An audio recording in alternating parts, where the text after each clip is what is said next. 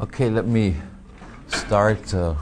I have been admonished by Joe Stromberg to make you aware of the fact that today is Jefferson Davis' birthday. So, otherwise... Will there be a cake? I think we will have to ask Joe Stromberg if he provided the cake.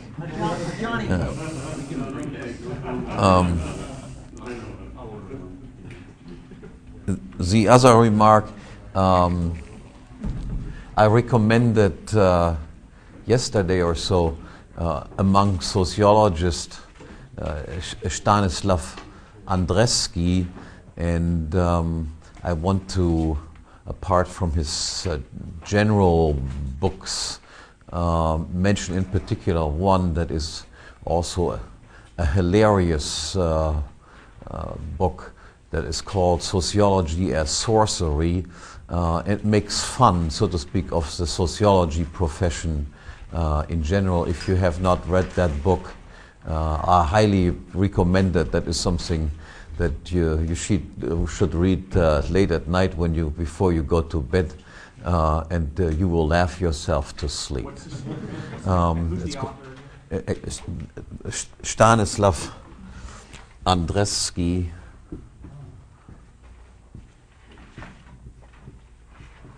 And the book is called Sociology as Sorcery.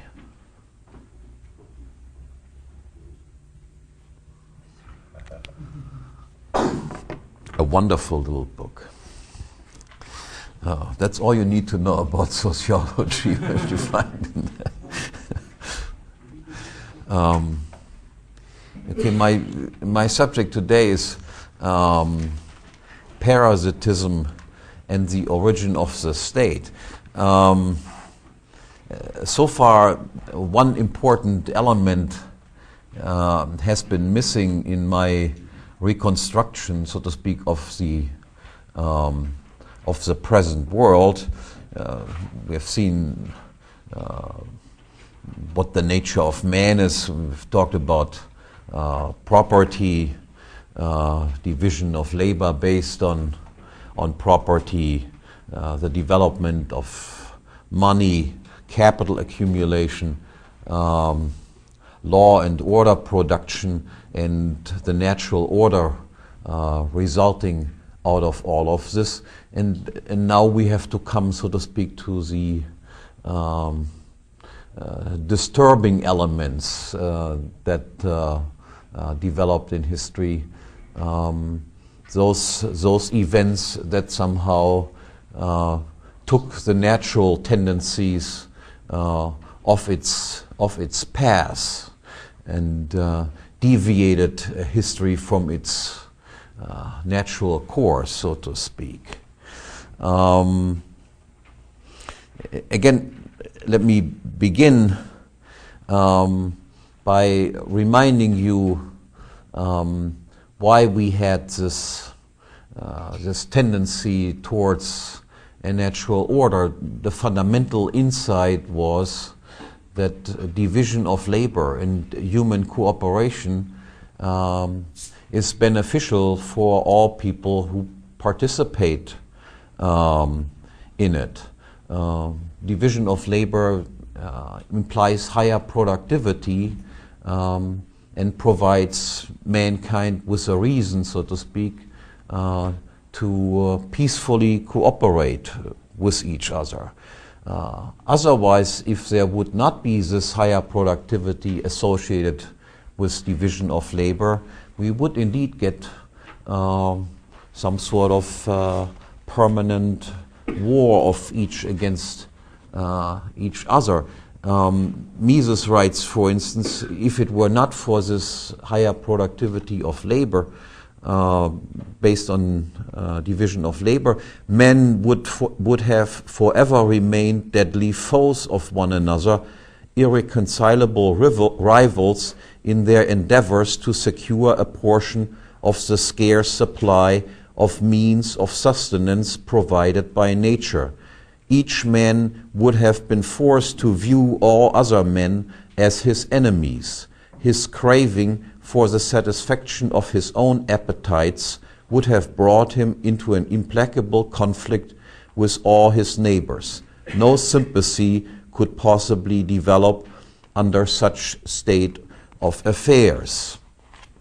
And again, because of this higher productivity, this tendency is, so to speak, not necessary that people consider themselves as enemies, but can consider themselves as cooperative partner, if not even friends. And again, to hammer away on this point, let me once again briefly re-quote something that I have already quoted before in a slightly different connection, where Mises says that if one recognizes this principle of higher productivity, of cooperation based on division of labor, if one recognizes a principle which results in the union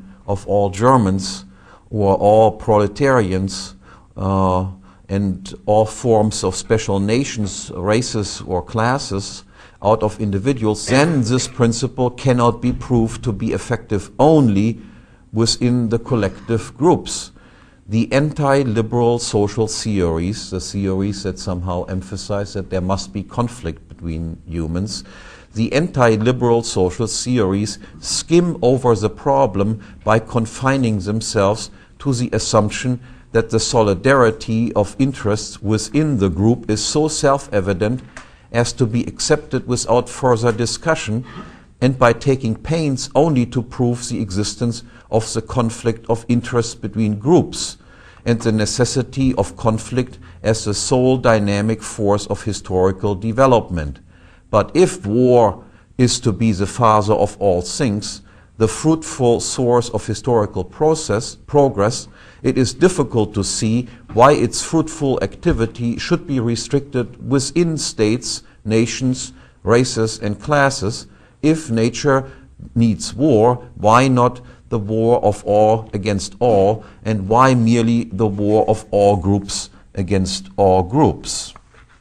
Now, at this point, before I come to my genuine subject here, let me make you aware of the fact that, of course, this principle that people can cooperate peacefully with each other to their own advantage does not necessarily mean that all groups have to live in immediate neighborhood with each other. That is, even if people, so to speak, dislike each other, recall, if people hate each other for various other reasons, then they can still peacefully cooperate with each other from some sort of distance. That is, to accept the principle of peaceful cooperation does not at all imply the advocacy, for instance, of multicultural societies.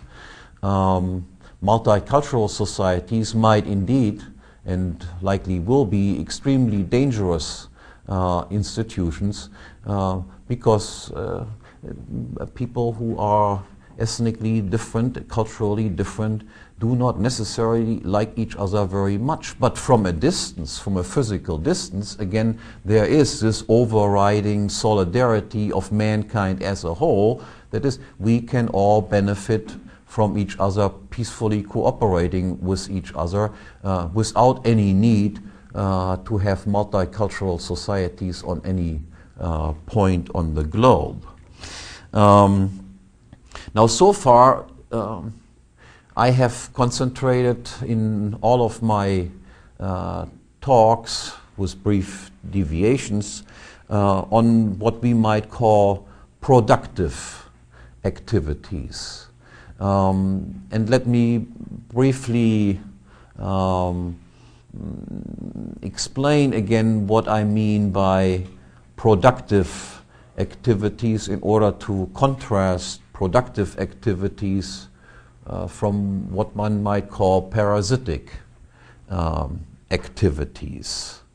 Productive activities are activities that increase the well-being of at least one person, reducing the well-being of other individuals.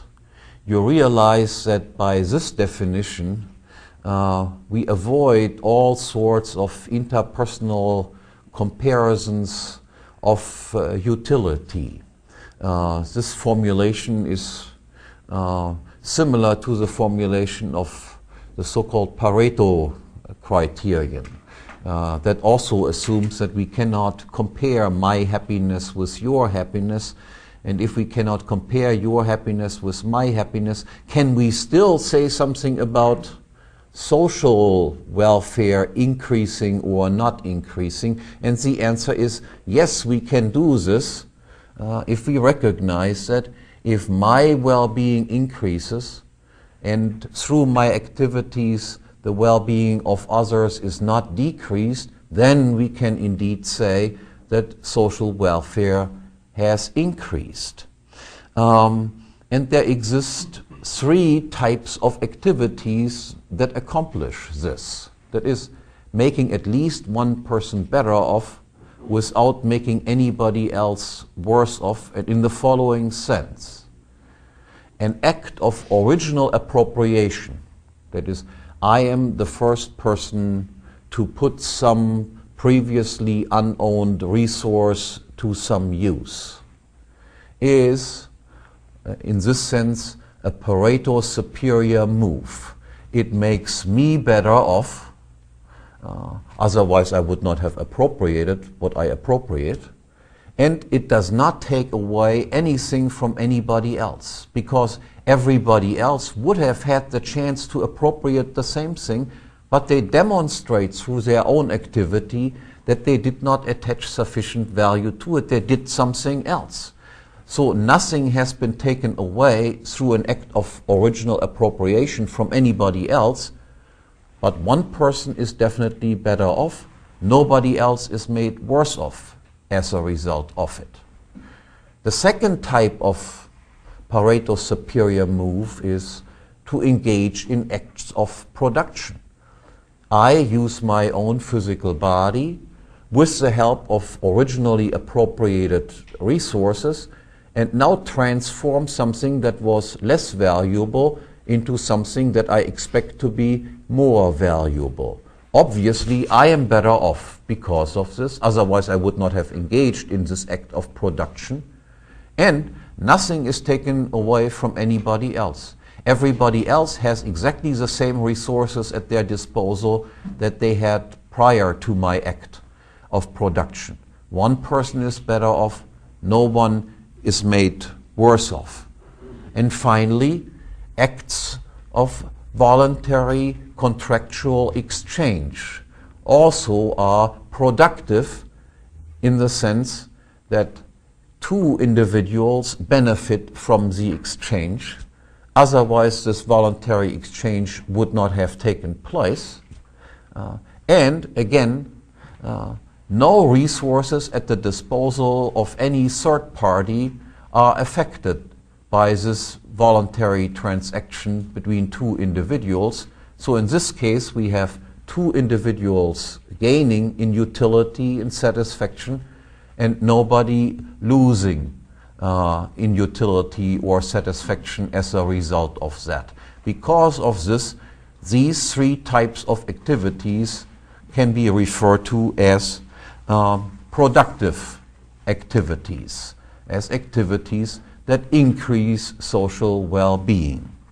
In contrast, we have, of course, what we call parasitic activities, and I mean parasitic this time in a slightly different meaning from that I mentioned very early on as having been used by Carol Quigley. Remember, Quigley refers to parasitic activities as activities that somehow diminish the amount of goods in existence, like picking berries and not replacing it with anything.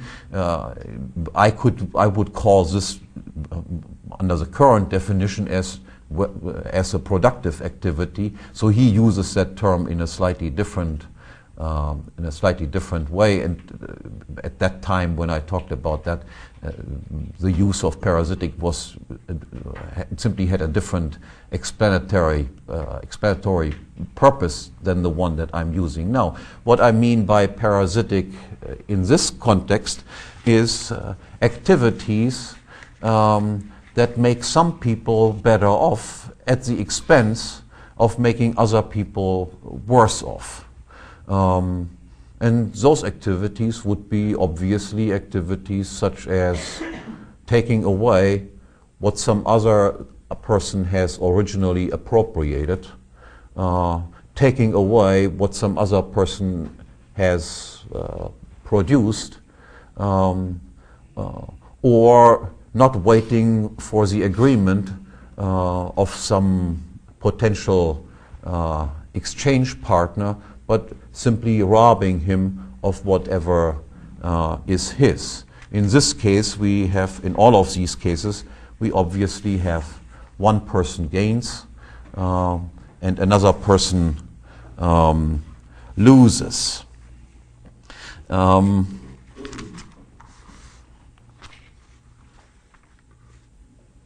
Let me briefly mention three typical parasitic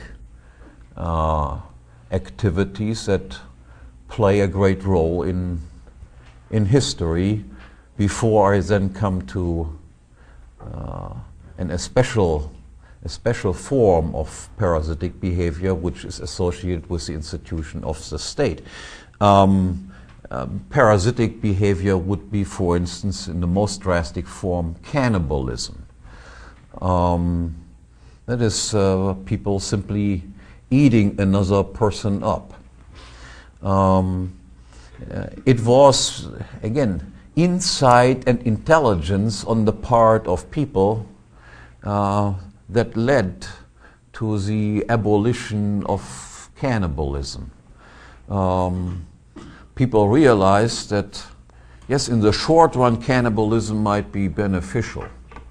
But if you have slightly longer term perspectives, you would prefer slavery over cannibalism. This is indeed a stage of human development that for which we have anthropological evidence. That most cannibals realized at some point, after smarting up a little bit, that slavery was definitely superior over this, unless you are very, very hungry at this particular moment. What would be grain-fed, or ranch-fed, or grain-fed? Let me since you just challenged me here on this subject, and this is a seminar, we can just go a little bit astray at one time.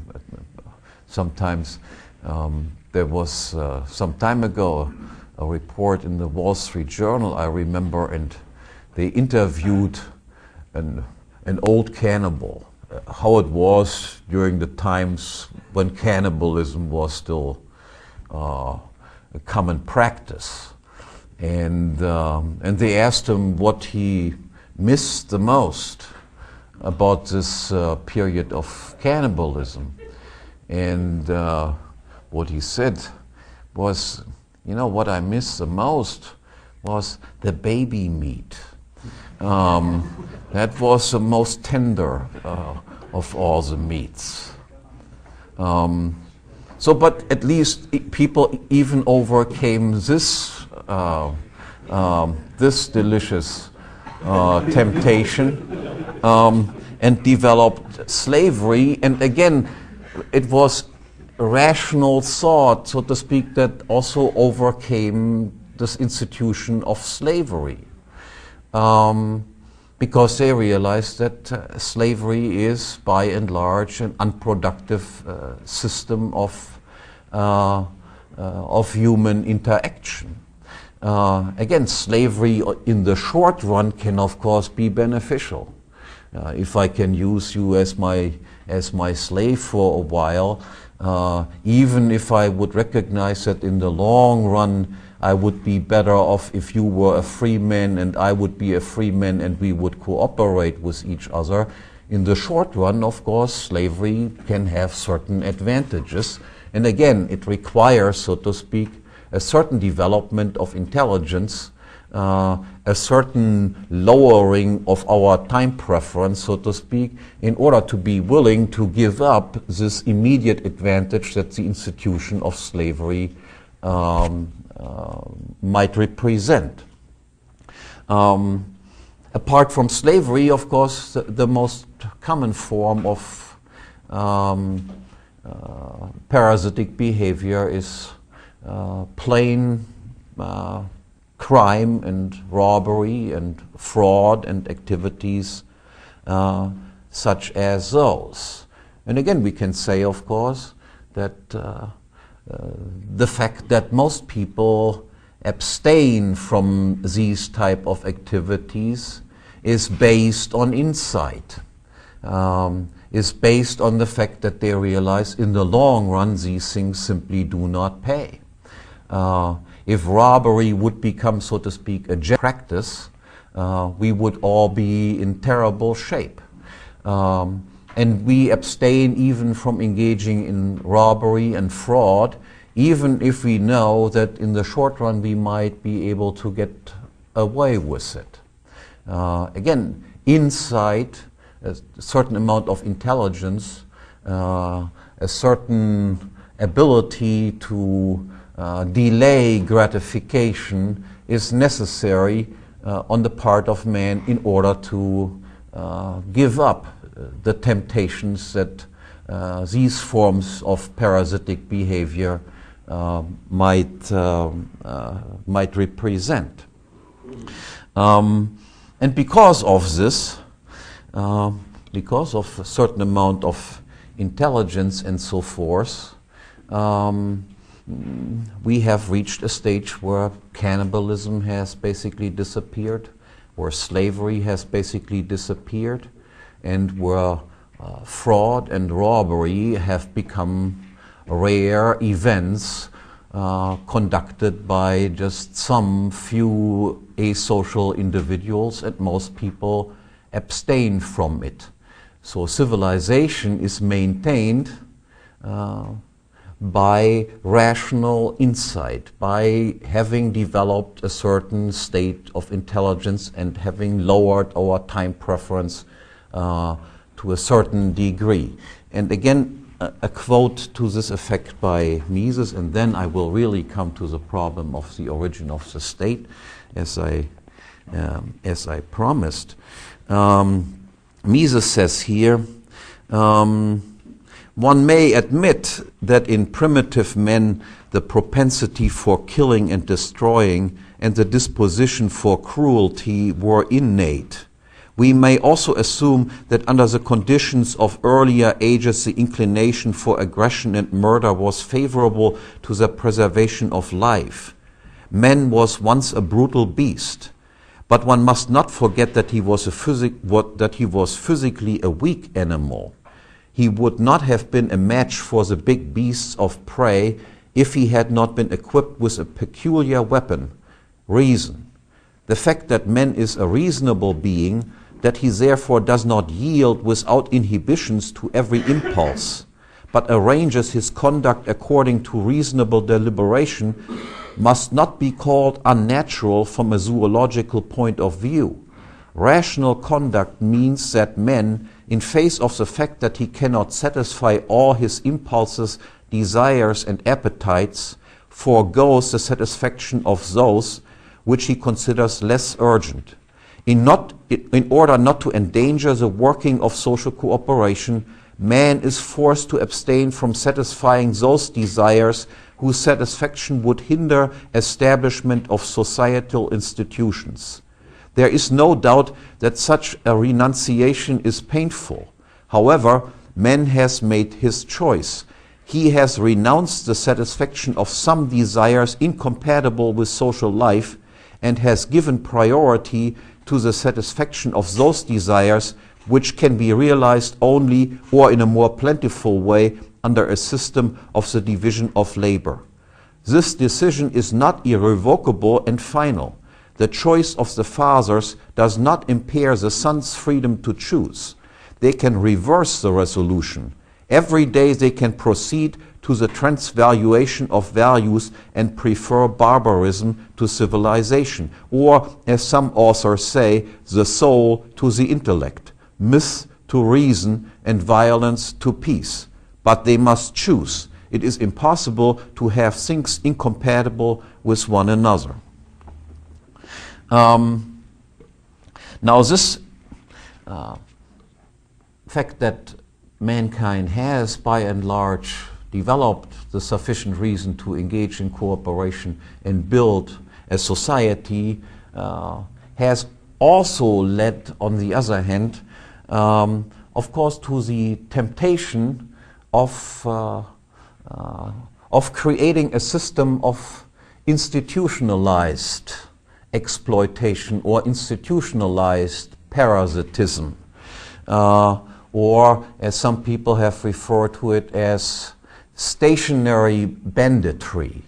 That is only if, insofar as we have a rich society in front of us, does the temptation arise for some people to take advantage of the wealth that society has accumulated and institute a system where they can systematically benefit themselves at the expense of the great masses of productive individuals. And this brings me to the institution of the state. And let me begin by giving you a definition of what the state is, a definition that is more or less uncontroversial, that you find adopted by practically everyone who talks about this institution. And this definition of the state is that a state is defined as an organization or an agency that exercises a territorial monopoly of ultimate jurisdiction or of ultimate judgeship or of ultimate arbitration in cases of conflict. In particular, it is an institution that is also the ultimate judge in cases of conflicts involving itself with other people in society. And as a second element of the definition, which is in a way already implied in the first one, the state is an organization that exercises a territorial monopoly of taxation.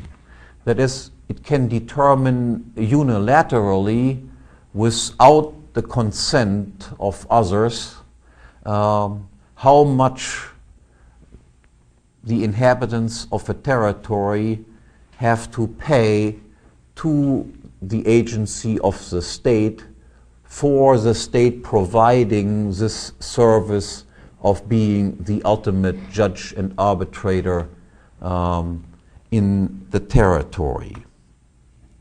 Now, you immediately recognize from this definition that it is not difficult to explain why people might be motivated to create an institution such as a state. Just imagine what that means. It means that whenever you have conflicts with each other, you must come to me and I settle the conflict and I tell you then what you owe me for this settlement without receiving or having your consent doing this.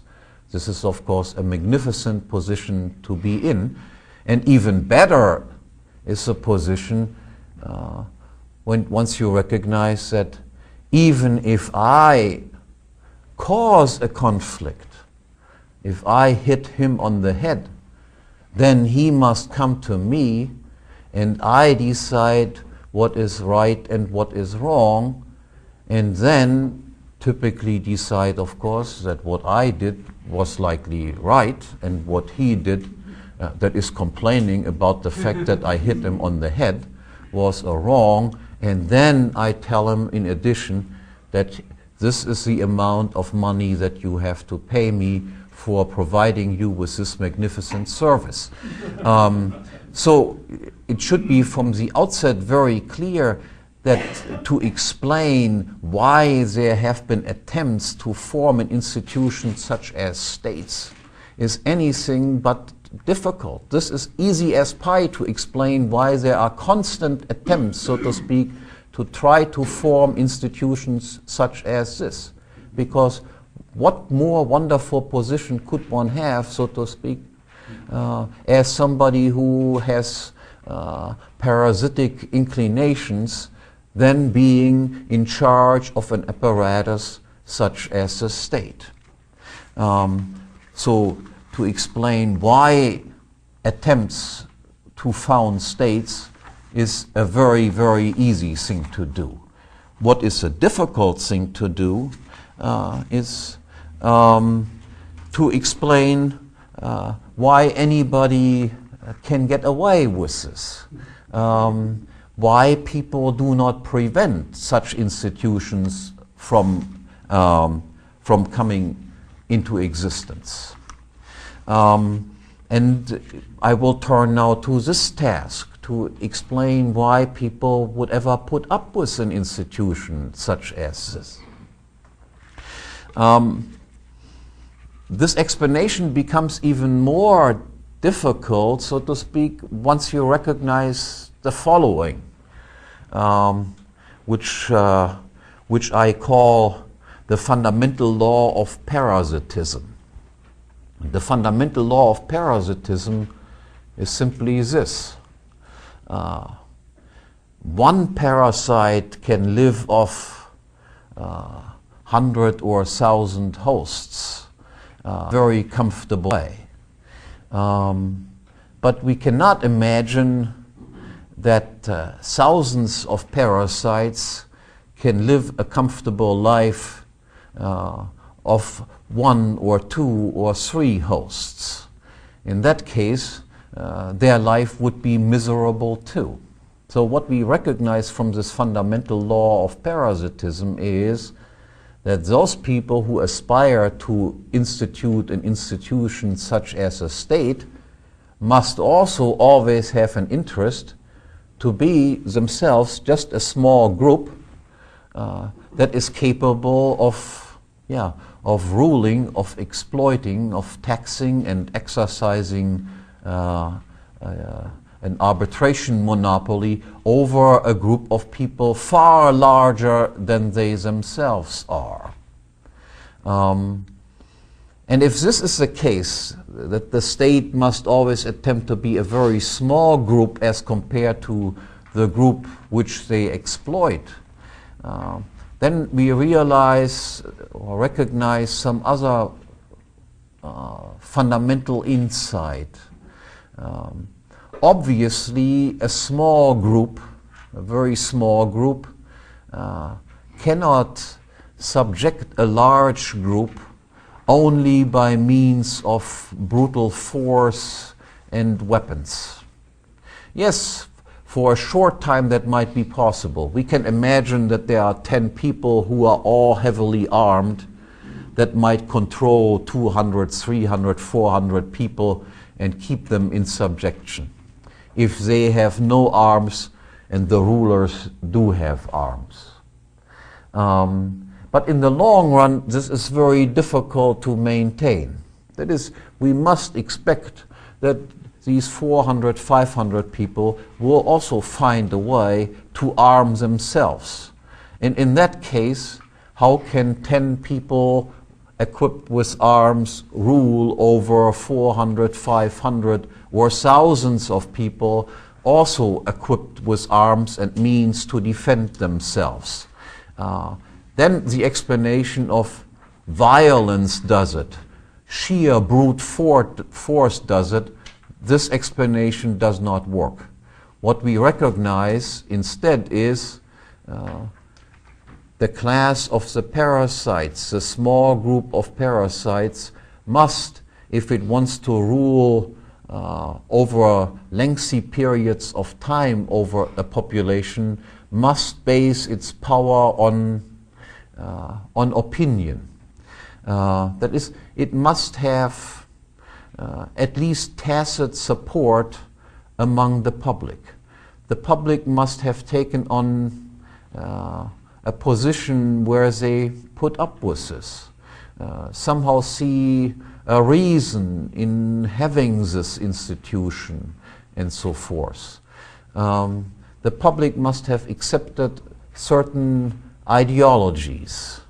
And the insight, which has been first formulated by Etienne de la Boétie and then by David Hume, and we also find that in Ludwig von Mises and in Murray Rothbard, the basic insight is the rule of the state over its population depends not on the exercise of sheer brute force, even though that plays some role, but rests fundamentally on nothing else but opinion and tacit agreement on the part of the public. So then the task becomes to explain the transition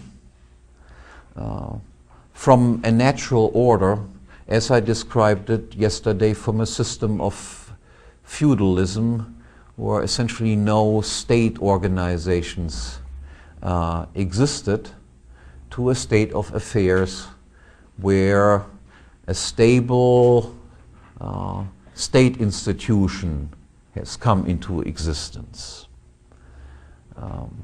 And let's assume for a moment, so to speak, the most favorable situation for state formation without having a state already there. What I mean by this is the following scenario. Let's assume we have a feudal king who is, so to speak, the natural monopolist of conflict resolution. By natural monopolist, I mean every person, whenever they have conflicts with each other, do in fact go to the king and say, come on, you are the most prestigious, most wise, and most experienced person. I'll ask you to settle the dispute that I have with somebody else. People are entirely free to choose different arbitrators, different judges, so to speak. But as a matter of fact, they all go to the king to do this. Such a scenario would still be what I call a natural order. The king in this situation would receive nothing but rental payments from his own tenants, and the nobles would receive rental payments from their tenants. There is no exploitation of any kind going on. The king does not tax anyone who has property that is independent of the property of the king. The king also does not pass any laws, that is, he does not legislate. Of course, he lays down the rules that his tenants have to follow, but that would be no more than if I'm the owner of a house, that of course I lay down certain rules that the tenants of my house have to follow, that they have to clean the stairs once a week and things like this. So this king is part of a natural order and not yet a state king. He neither taxes nor legislates. He only collects rents and lays down the rule of the house of which he himself is the genuine owner. The decisive step that he must take in order to transform his position into the position of a state would be the following. The king at one point would have to say, so to speak, now you must come to me whenever you have a conflict with somebody else. You can no longer go to anybody else for conflict resolution. Up to this point, you chose me, so to speak, voluntarily to be the judge in all cases of conflict. Now I take away this possibility from you to turn to others, and I take the right away from others to act, if they should be chosen as judge, to do so. Now, you immediately recognize that by taking this seemingly small step, the king does engage in an act of expropriation. In particular, visible is this act of expropriation vis-à-vis the other leaders in society, the other nobles, so to speak, to whom conflicting parties could have turned to receive justice. Again, recall, in the feudal order, it was precisely the fact that there existed a large number of independent, separate jurisdictions, so to speak. Each lord was responsible to create justice within his own territory, over his own property. Now he can no longer do this. So it is in particular the other nobles of whom we would expect that they will put up resistance against this attempt of the king to monopolize, to acquire the exclusive monopoly, no longer a natural monopoly, but in this case it becomes a compulsory monopoly of being the ultimate and final judge in cases of conflict. How can the king get away with this?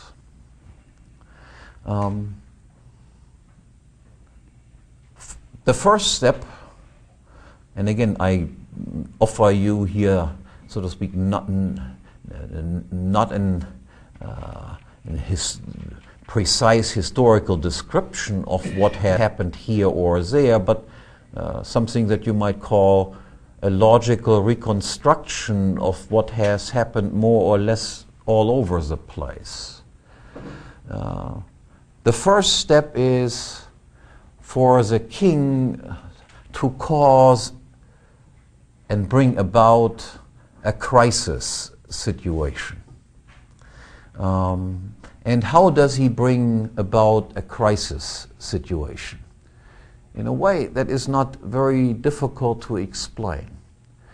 Just as we recognize how natural, how easy it is to have the motivation to become a state, we can also recognize that among mankind there exists always the temptation, the itching, so to speak, especially among the tenants, to free themselves from their rent payments and the rules laid down for them by their own landlords. That is, tenants, wherever you go, you can imagine that it would be not all that difficult to persuade them to engage in some sort of riots against their own landlords.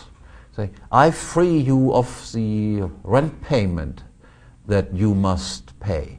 I free you of the disciplinary rules that your landlord imposes on you, and I promise you to make you a free man.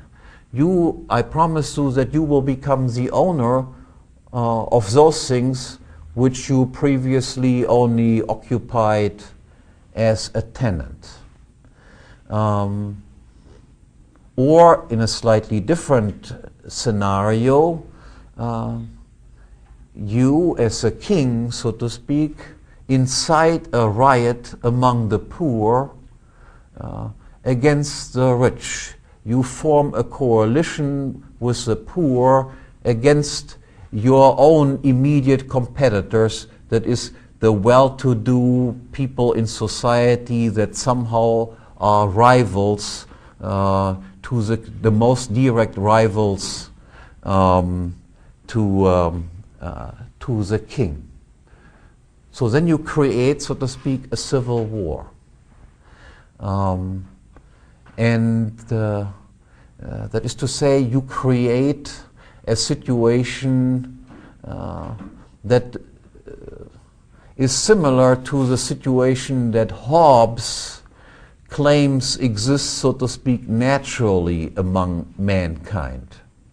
Recall, I explained that the natural condition of mankind is not war of all against all.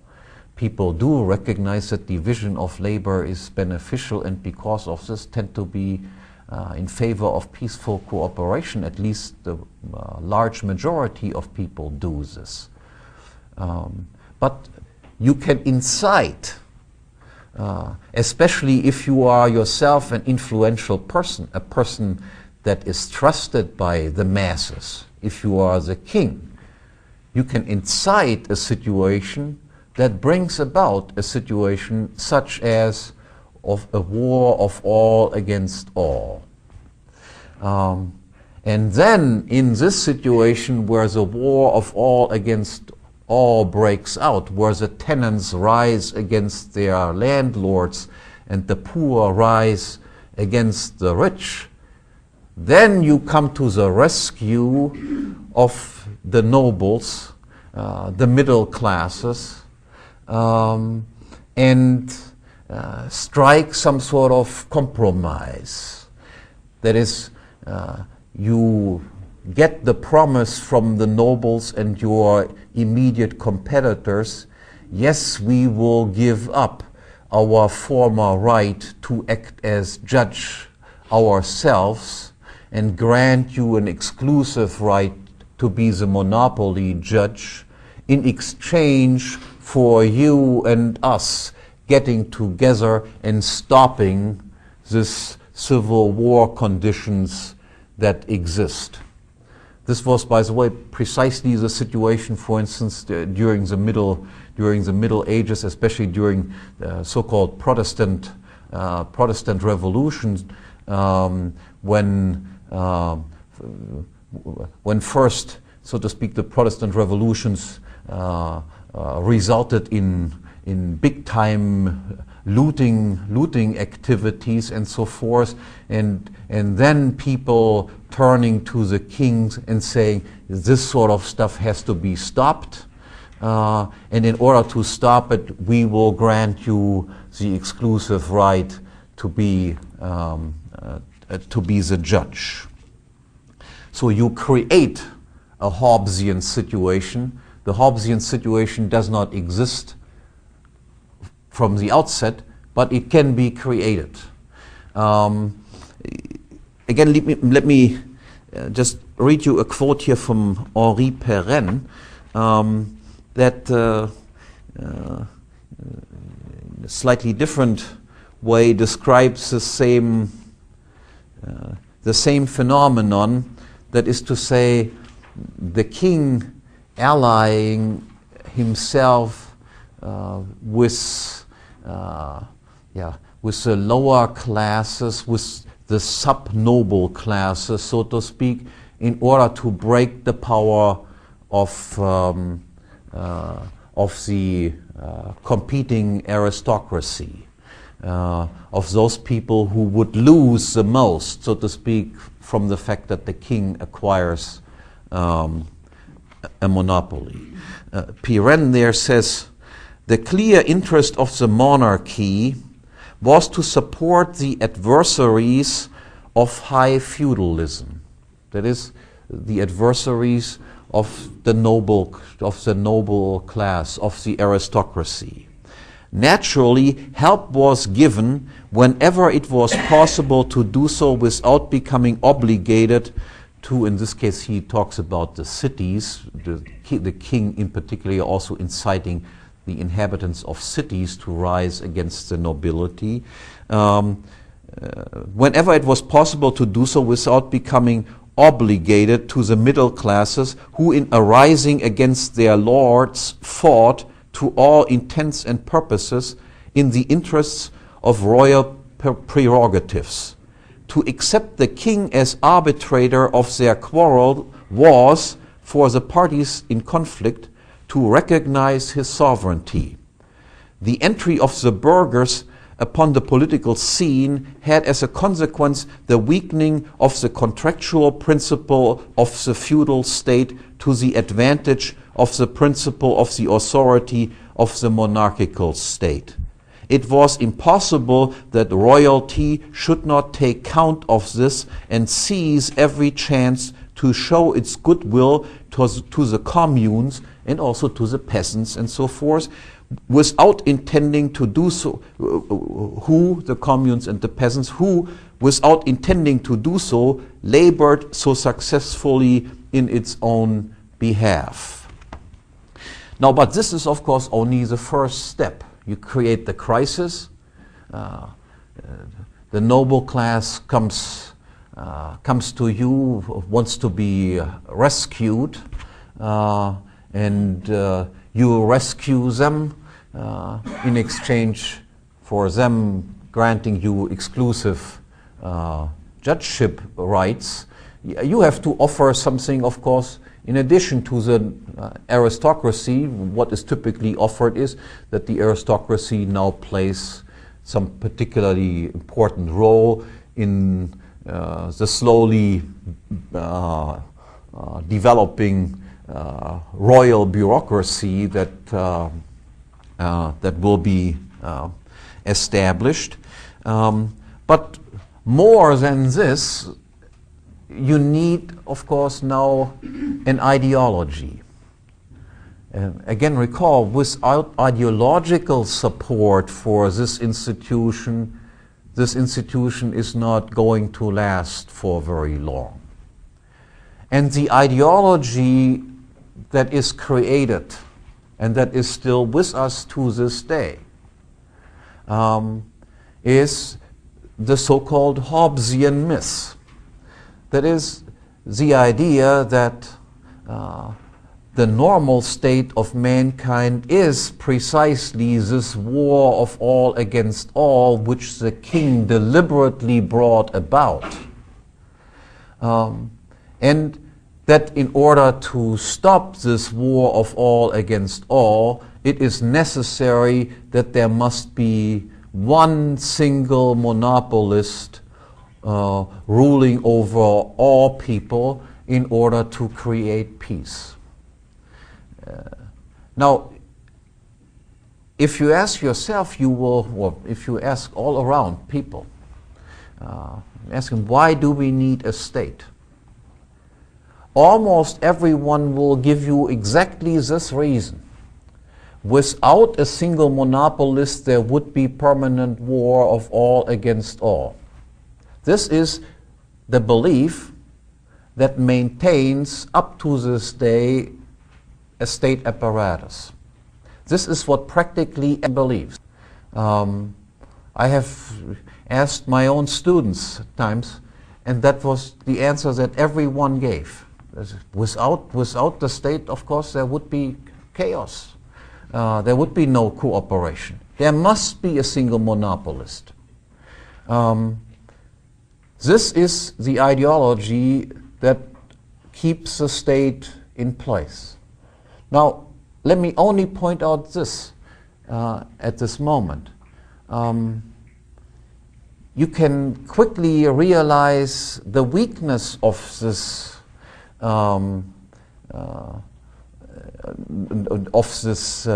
ideology if you do two things. On the one hand, imagine what this means if you have very small groups of people. That is, two individuals. So what this theory essentially says is no two people can ever peacefully cooperate with each other. That would always lead of war one against the other.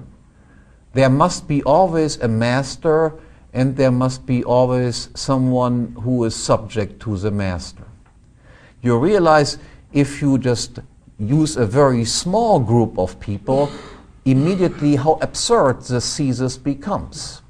We have 5 people. Is it necessary for 5 people that there must be one who is the monopolist in every possible conflict, including conflicts involving himself with the other 4? For these small groups, most people would immediately say, you must be crazy to believe this sort of stuff. That can never be true. Because you know groups of this size who peacefully cooperate all the time. Nonetheless, this is one of the implications. What you recognize here is that they never talk, so to speak, about the size of the territory. And on the other hand, you recognize that if this theory is true, then of course it must be the case that we must have a world state in order to create peace. Because the same argument applies, of course, to a situation where we have a multitude of states. If we have a multitude of states, then these various states are in a state of anarchy, of natural order vis-à-vis each other, and allegedly there must be permanent war among them. Now, this is also obviously not the case. There are wars among them, and I will explain why there are more wars among states than there are wars among individuals, so to speak, in the next one of my next lectures. But it is certainly not the case that states are permanently at war against each other. So what remains entirely unexplained here, and what is somehow taken intuitively for granted, is that we are talking about sizes of states where it is not perfectly clear immediately that, of course, these people would peacefully cooperate with each other. But the size of states are in a way arbitrary. Why should not be a state have the size of, whatever, a small village? In a small village, we have not the slightest difficulty imagining that there is peaceful cooperation going on without a monopolist. Only when the size becomes a little bit bigger, then we become increasingly blinder, so to speak, to recognizing that at all times, of course, the same principle is at work. Just as the same principle was at work in order to explain why all of mankind can engage in peaceful cooperation based on division of labor. Why there is not only a reason for division of labor for the Germans, but the Germans and the French against each other must fight. Why the same principle applies to Germans and to French. So we have to recognize that this statist principle, if it should be correct, should also apply to the level of you and me. That is to say, either I am your slave or you must be my slave, but it is impossible that peaceful cooperation between two of us can exist.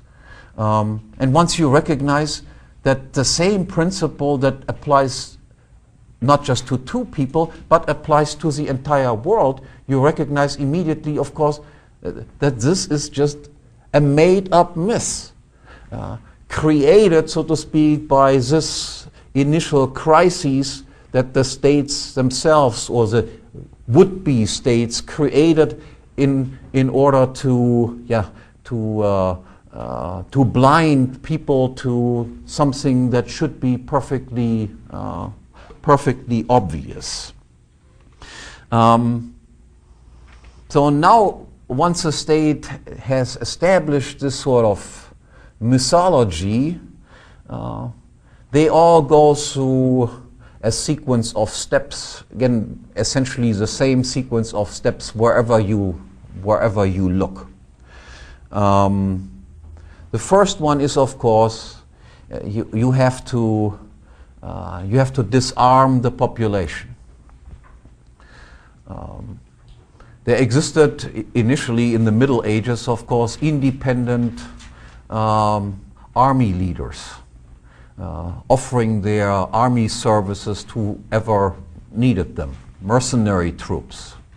They are now incorporated into the national army or into the king's army, or they are eliminated. Again, all states try to disarm the population. In the Middle Ages, one of the immediate things that kings, as soon as they had acquired semi-state position, was to insist that all the nobles had to raise down their own fortresses to prevent, so to speak, that they might come up with the idea that maybe that whole thing was a screwy process after all, and they would defend themselves against the jurisdiction or the tax impositions coming from the side of the king. So raise your fortresses. Now you can build nice palaces, so to speak, but no longer anything that serves defensive purposes. Then, of course, all independent jurisdictions must be eliminated. Ultimately, even going as far as no longer allowing the husbands and wives, so to speak, to be judge in their own house. This process takes hundreds of years. You see, again, my reconstruction compresses this, of course, into a very short period of time. But all of these powers are gradually, step by step, won from civil society, and we have basically only now, in the 20th century, reached the point where the state where the power of the state extends as far as involving itself in immediate family affairs, like daring, for instance, to take the kids away from parents. This is something that would not have been possible, of course, hundreds of years ago. The power of the kings was not sufficient from the outset to do something like this, but we now realize, of course, now the power of the state is large enough in order to tell you whether you can smoke in your own room or not. The next step is, very importantly, of course, to control the ideology, to keep this belief in the Hobbesian myth and the necessity of the state for the creation of peace alive. And for this, you have to take over, will try to take over first the churches. This occurs basically with the Protestant Revolution, as a result of which a far closer alliance between church and state is built than existed prior to the Protestant revolutions. By the way, that's why the Protestant revolutions, of course, were supported by so many princes, because they realized that that was exactly offering them the opportunity to establish themselves as states. Besides the motive, of course, that they could also grab the property of the Catholic Church, which in some countries made up 20 to 30% of the used land mass. So it offered them a great opportunity to just enrich themselves greatly by expropriating the churches, and then, of course, introducing successively public education. Either controlling the church, which the church was the main instructional institutions for a long period of time, making the priests state employees. This has, of course, happened in all European countries to a larger or smaller extent, in particular, of course, in the Protestant countries, where all priests are paid according to just the official pay scale that other bureaucrats are paid. And if this does not go far enough, then, of course, create a system of public education under direct state control. Again, Martin Luther, for instance, played a great role in this thing, advising the princes not only to oppress the peasants who he had first, so to speak, brought to rise against the princes, but then smash them down, who advised the princes that just as the people should be trained in order to be ready for war, so of course they should be also brainwashed in state-controlled schools in order to be brave and well-trained citizens. And in the last step, after the nationalization of education, or the two last steps are the control of money, that is, the monopolization of the issue of money. There existed, for instance, in France, before the establishment of central French king, a multitude of mints competing against each other, trying to acquire, so to speak, the reputation of producing the best, most reliable, least manipulated with type of money.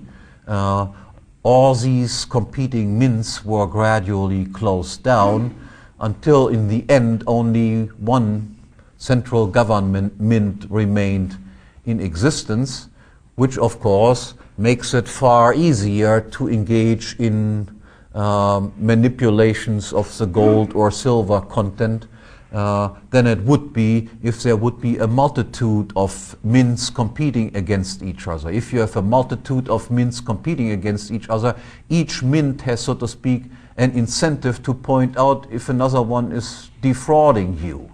Just now, here, these guys here, mint from town A or town B, they are engaging in coin clipping, and people would bankrupt this type of mint.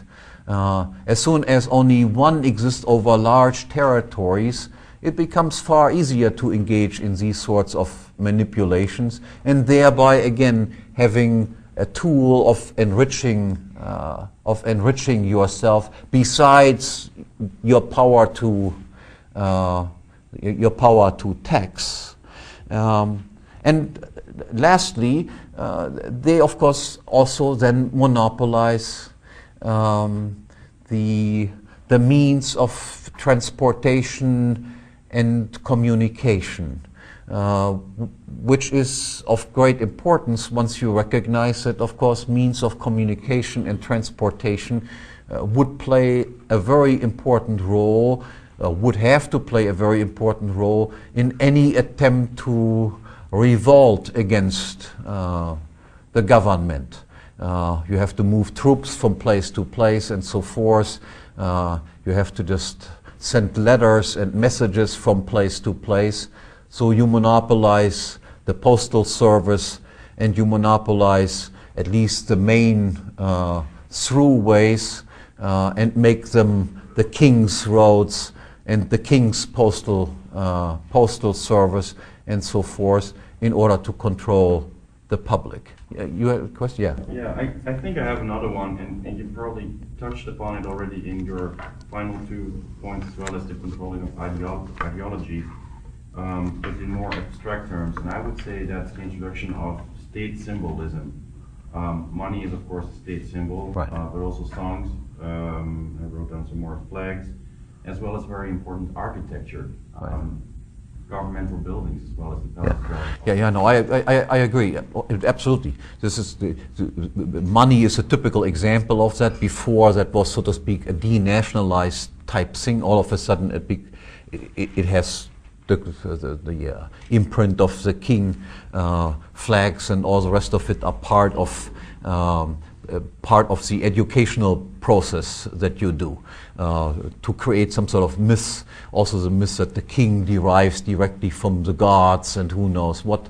For instance, the author Filmer, wanting to justify the legitimacy of the English king, went as far as to say that he derived his authority directly from Adam and Eve, in the form of continuous passing on of inheritances, to make the claim, so to speak, that after all he was just a normal landlord and the other people were all tenants. He just got the world as a present, so to speak, and of course everybody else from then on was just one of his tenants. No, of course you are absolutely right.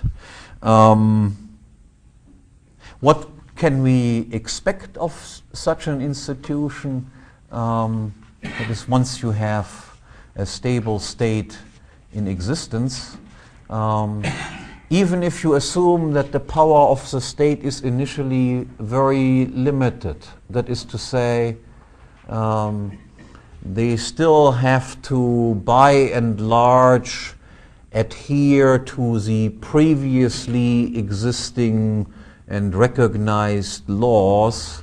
And even if you assume that at the beginning their power to tax is very weak, that is, they can only tax a very small amount, what we can predict, simply based on the definition of what a state is that there will be a tendency of a minimal state to become a more and more total or totalitarian state.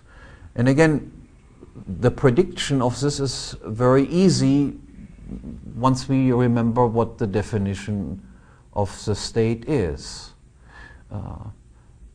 If I am the ultimate judge in all cases of conflict, including conflicts involving myself, then you can predict that there will be a tendency to deviate from the existing law and make laws, that is, create legislation. I cause the conflicts myself. I cannot use, of course, the normal laws, because the normal laws would just make me look like what I am, that is, a guy who has caused the conflict myself and deserve to be punished for it. No, I have to then invent a new law, make law in order to come to the conclusion, despite my act of provocation, despite my act of expropriation, I'm of course perfectly right to do this. So we would expect an increasing perversion of law favoring increasingly the institution of the state. And on the other hand, we would expect, based on the fact that the state has the right to tax, and based on the insight that nobody really likes to work, that is, that work implies disutility, that the states will in fact do less and less of those things that they were supposed to do, that is, to protect us, and ask for ever higher contributions, ever higher taxes to do so. And this, as a general prediction, is of course what we have seen over the centuries. Let me end with a few additional observations. With states coming into existence, the normal natural tendencies for markets to expand, division of labor to expand and intensify, is, if not brought to a halt, but it is somehow distorted and disrupted. There exist now all of a sudden state borders that previously did not exist. And automatically, once you have state borders, the possibility, of course, arises that you now hamper and interfere with the free flow of goods. That is, that you will impose tariffs. Secondly, the normal tendency of money to become an international money is also brought to a halt because now we have borders. There will be national monies arising, even if they are initially commodity monies, but they will now be French francs and Italian liras or whatever the country's name is, and insofar bring about monetary disintegration, reduce the amount of integration that would otherwise naturally arise on the market. Then, with the existence of the state, of course, the tendency for law to become universal and international that I described in my lecture yesterday.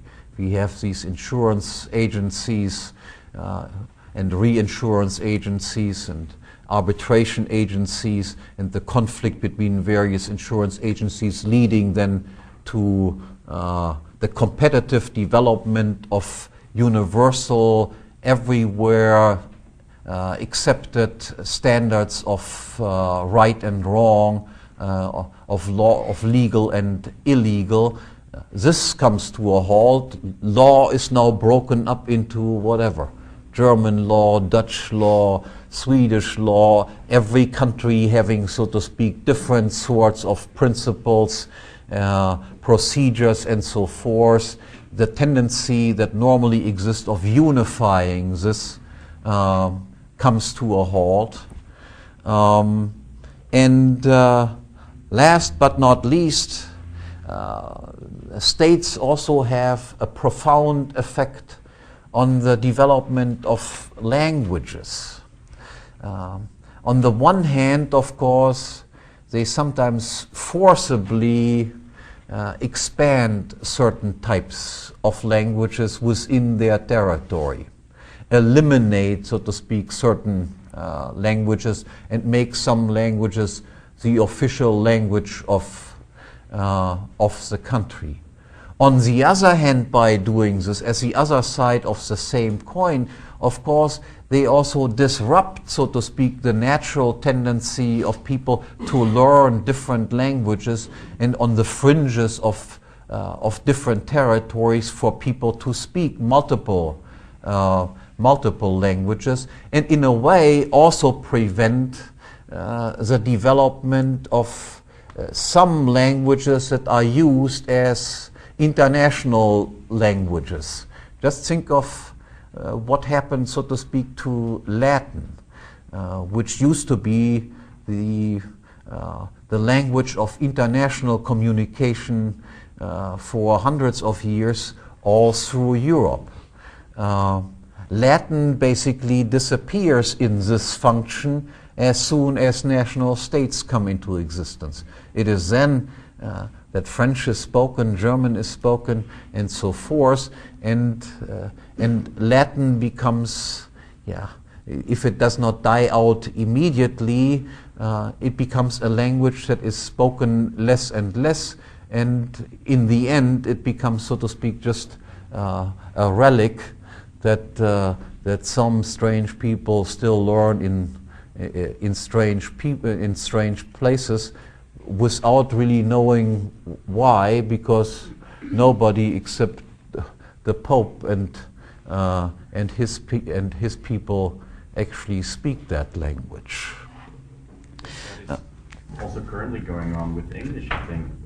If we perceive English as a natural language at this point for international trade and communication, there are a lot of countries who try to resist the influence of English by all kinds of ridiculous rules, like no English songs more than 40% on the radio, or in France, for example, you can't write email as a bureaucrat, you have to write courriel or something. Yeah, but in the English case, an additional aspect enters the picture, and that is the status of English as a dominant language, similar to Latin, owes its existence, of course, to the fact of imperialism.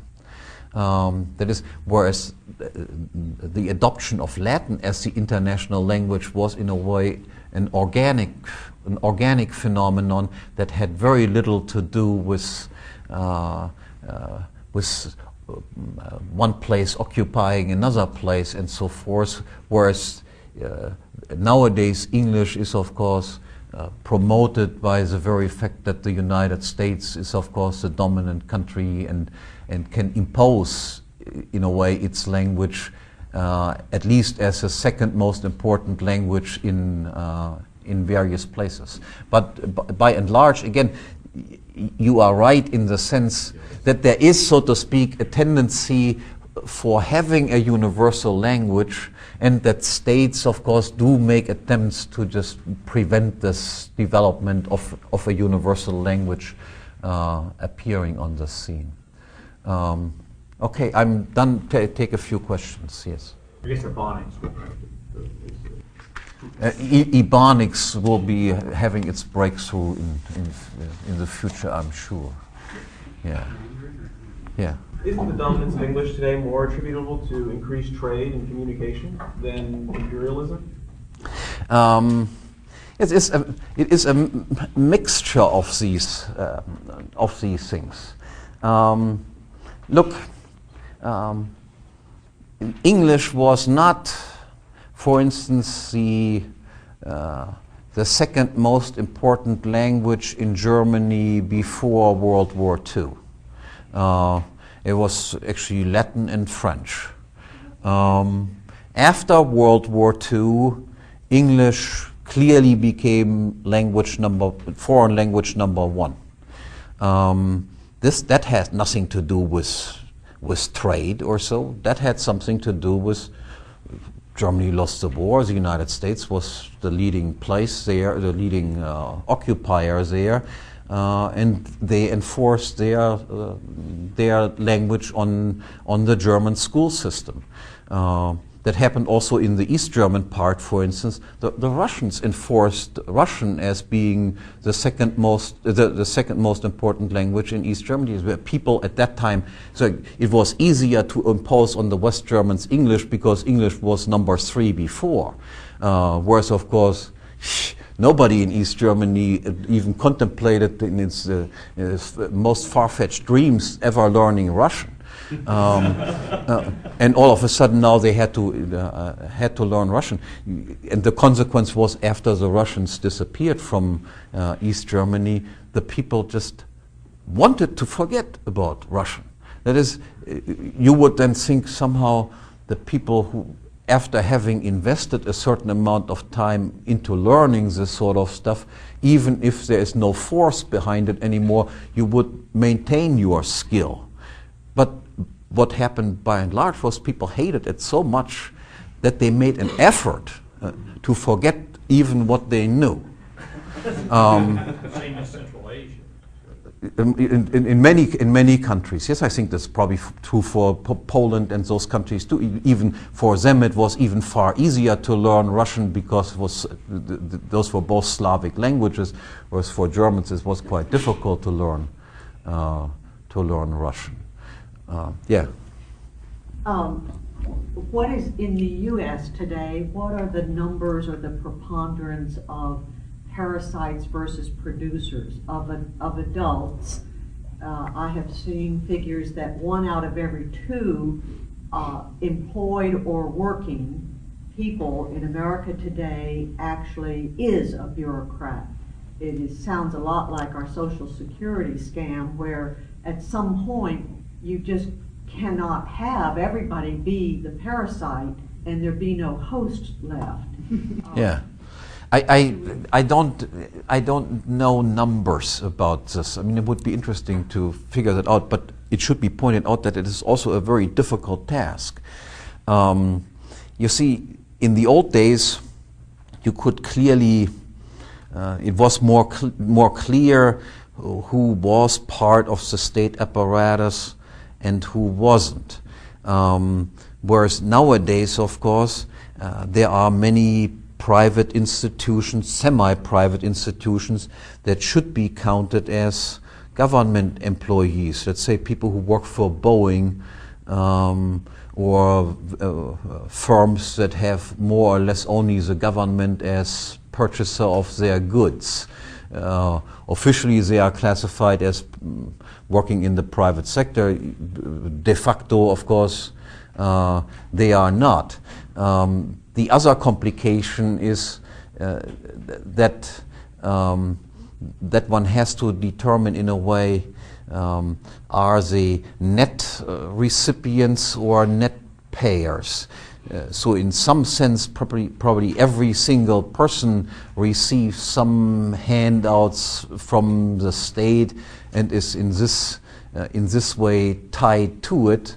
On the other hand, he might pay in far more in taxes than he gets out, and in other cases it might be just the other way around. So one would have to look almost at every individual to make a determination of this.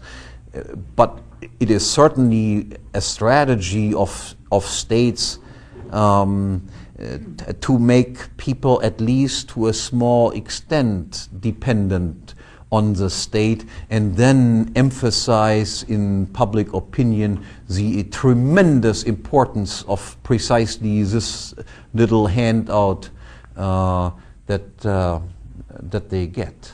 But again, it would be nice to know more precise numbers. What percentage of people is net tax can be classified as a net taxpayer, and what can be classified as a net tax recipient. That can be probably done, but I haven't done it. Okay, one more. No, okay, one here, and then this, and then this, and then that's it. In this development of the state, I think psychologically, at least some of this is the ability of people to escape from their own responsibility. Let me give you an example. Let's say Ron, I steal his watch, And if it were the two of us together, he would immediately take actions. Whereas if I make this into a group and I steal Ron's watch here, and then I'll say, well, I'm part of the village, and I'll go to the village and I say, even though I did the thing that I should be responsible for, I say, well, I'm part of the village, and then immediately we get an attack of one group of another. Right. You've wronged my sister or something like this. You get this clan mentality. I will come to that when I talk about, in my next lecture, transition from monarchy to democracy in a way that that is a subject that plays into this transition. It's easier to use anonymous groups to do evil stuff than if it is perfectly clear who does the evil stuff. Yeah. Isn't there a certain, English has a facility of expression as we go into this infusion of economic and scientific to describe things in a word that in other languages take phrases.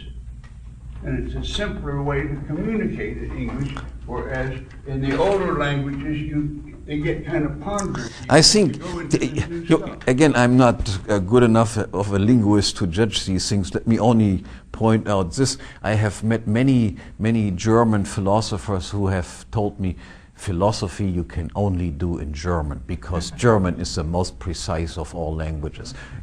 I have no opinion on the matter. I'm just saying there's a certain amount of nationalism that goes on in the international language used to be French. Yeah. And I think that's why the French have their nose out of joint, because suddenly they aren't premier. It's all in English. It's not in Again, French. you will find very many French people who think that French is the only language in which you can think clearly. Even though the French have also produced the most unclear thinkers like Jacques Derrida, or so that you can imagine. but none, so I think each language community has its own little myths why they are more precise in some ways than others, or can express deeper feelings than others, and whatever it is. Supposedly English had all these awkward expressions too, but being overrun or captured on several occasions, the captors threw out some of these things. One time it will happen when the Germans take over again. We will enrich the English language tremendously. Okay, with this now, thank you.